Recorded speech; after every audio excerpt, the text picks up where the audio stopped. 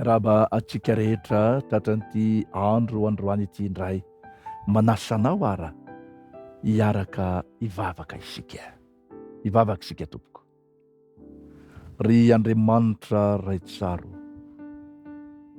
mbola tsy sasatry ny misaotra anao zahay, satria tsy hampanay fa mitantana ny fiainanay ianao ary manome fitahiana sy tombontsoa manokana anay eo amin'ny fiainana. Ny anankiray amin'ireny tompo ny ahazahoanay mifampivavaka eto amin'ity toerana ity, koa dia mitalao aminao zahay tompo, mihaino ny vavaka izay asandratra.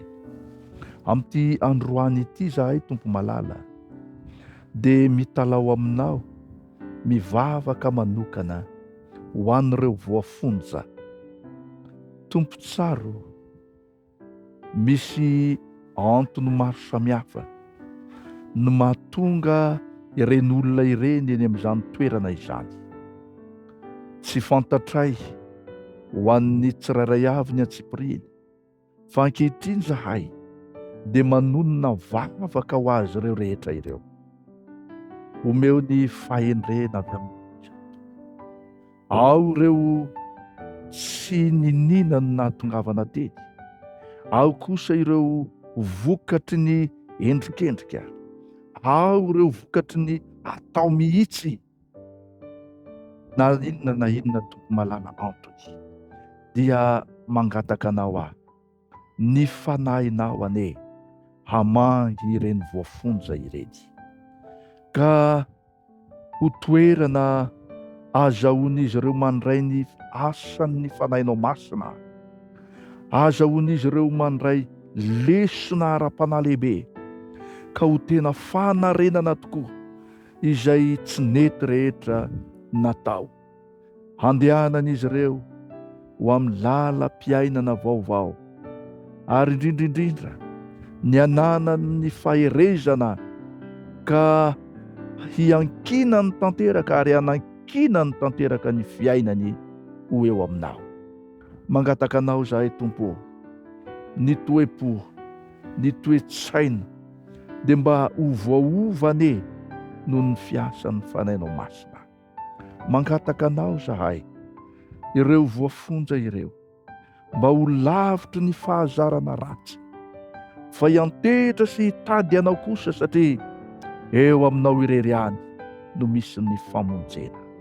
Vonjeo ny voafonja rehetra tompo malalo, ka ho lehilahy sy vehivavy matahotra anao tokoa, ka ho lavitry ny fanaovan-dratsy, ary ho lehilahy sy vehivavy hitombo fahendrena, hametraka ny fiainany ho eo aminao.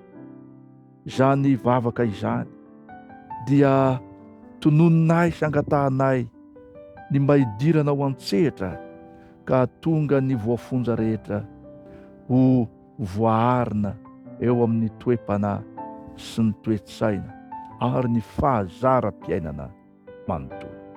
Misy namanay ihany koa ty tompo malala, mangataka vavaka manokana, misy taratasy dosie karakarain'izy ireo ary isovaliny amin'ny fahefatry ny volana oktobra izao. Mangataka anao izy tompo malalo, mba hiditra an-tsehatra ny amin'izany dosie karakaraina izany, ka mba ho ekena ny fangatahana izay nataon'izy ireo. Ianao no mahalala, no mahasoa ny zanakao, ka aoka ny sitraponao tompo no tanteraka. Mangataka ihany koa izy ireo, mangataka izy mba hahajoro amin'ny finoana ny tsirairay avy amin'izao andro efa miaratsy izao, koa dia mitalao zay tompo.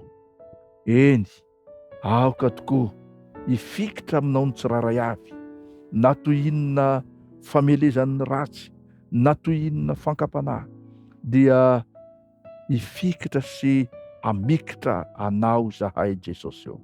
Izany no fivavakay, koa dia mitalao ny valim-bavaka avy aminao, ka ny sitraponao irery ihany anie no tanteraka.